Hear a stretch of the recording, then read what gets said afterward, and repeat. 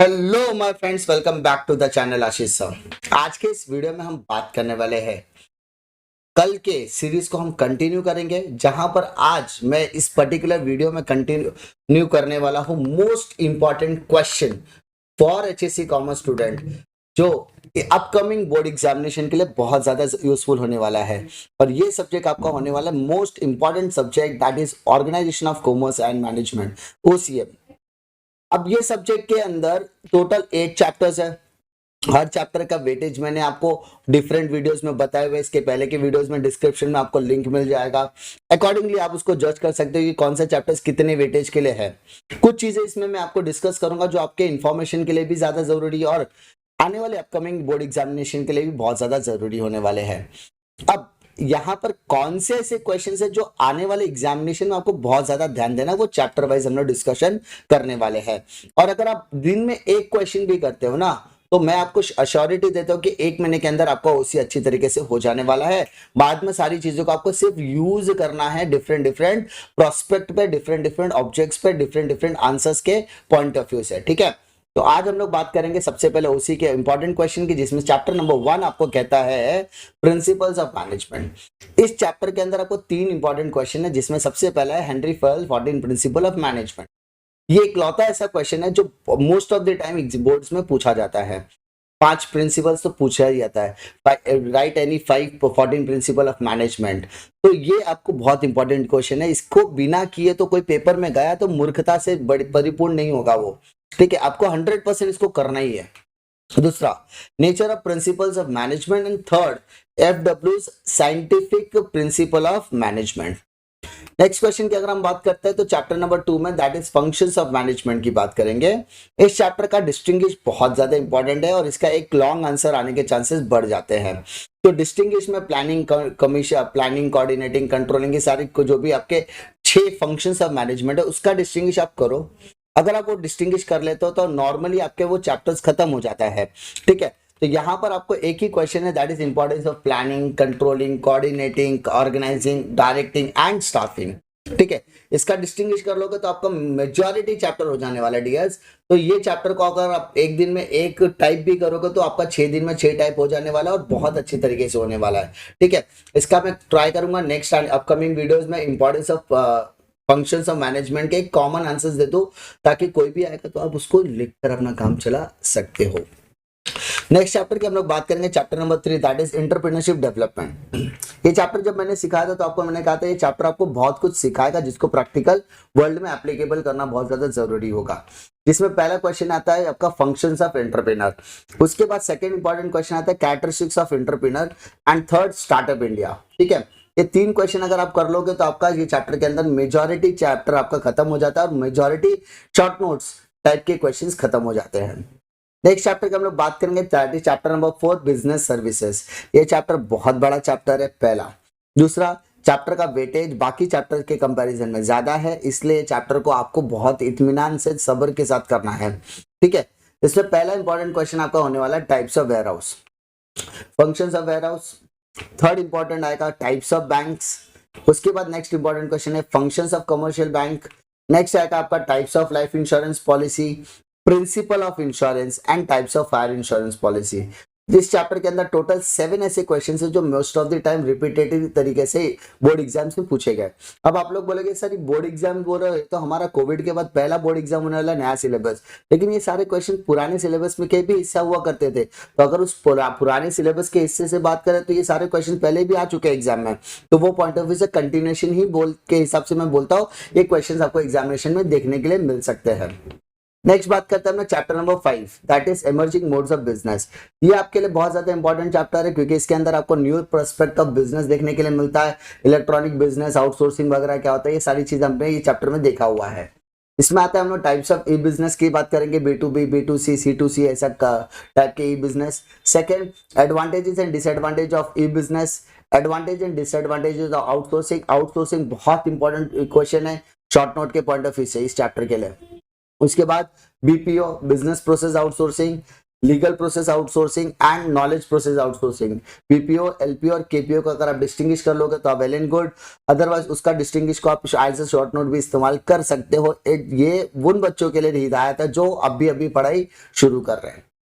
Next question की तरफ, next chapter की तरफ बढ़ते हैं, that is chapter number 6, social responsibility of business organisation. इसके अंदर हर ऑर्गेनाइजेशन की कुछ सोशल रिस्पॉन्सिबिलिटी होती है towards the various section of the society.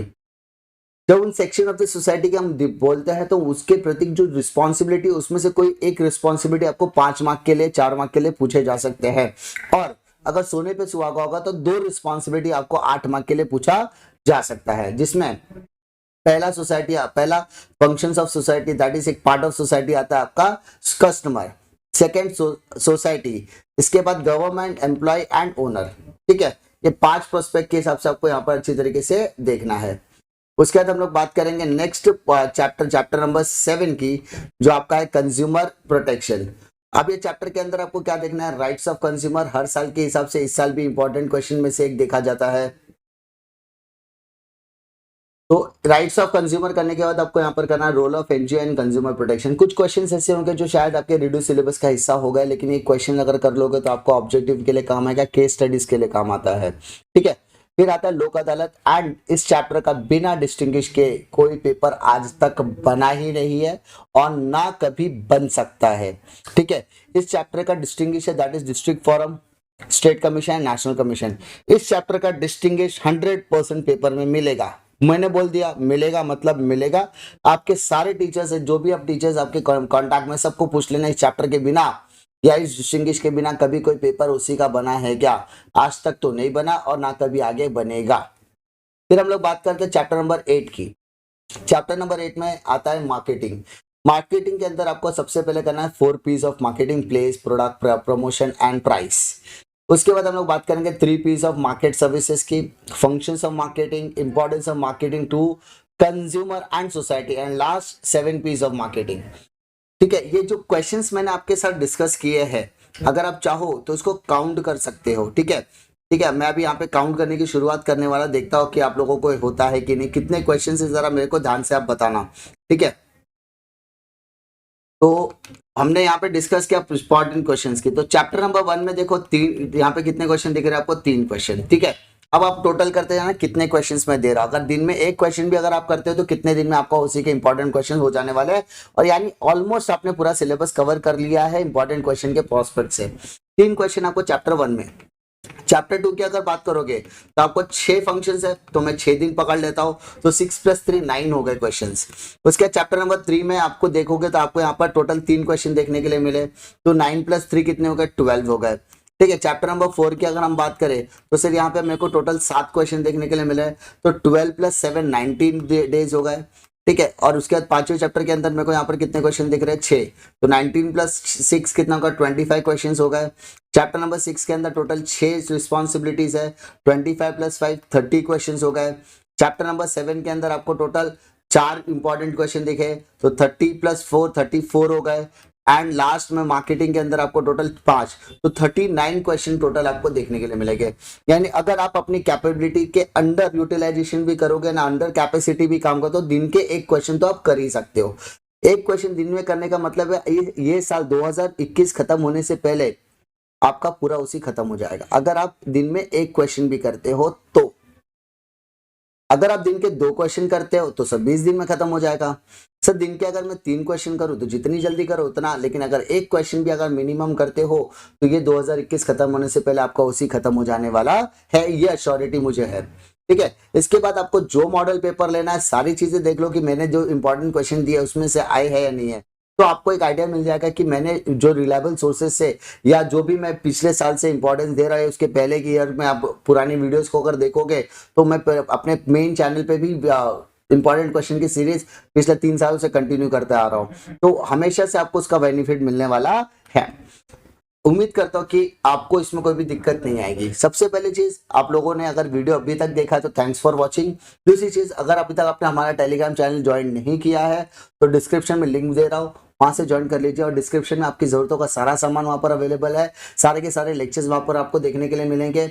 और रिवीजन सीरीज भी आपको देखने के लिए मिलेगी, वन शॉट लेक्चर्स भी देखने के लिए मिलेंगे, और साथ ही साथ अकाउंट्स का पूरा सिलेबस आपको फ्री ऑफ कॉस्ट वहां पर देखने के लिए मिलेगा। आने वाले टाइम में यही सीरीज आगे कंटिन्यू रहेगी, most important question for other subjects as well.